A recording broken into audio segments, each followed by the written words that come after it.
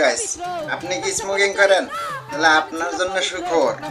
আপনি যদি দিনে 10টা সিগারেট খান তাহলে 10 100, পুরা মাসে 3000।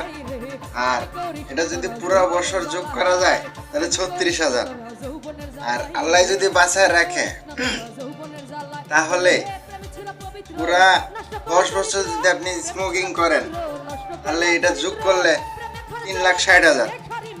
কেউ কম করে কেউ বেশি করে, দেখা গেছে অনেকে দিনে 1 প্যাকেটও খায়, আবার অনেকে কম খায়।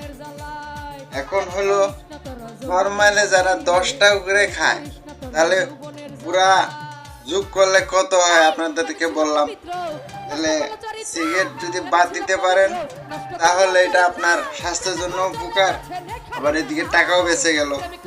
আর যদি না বাদ দিতে পারেন তাহলে এটা আপনার ব্যাপার। আমি জাস্ট মজা করে ভিডিওটা করলাম। তবে সত্য এটাই যে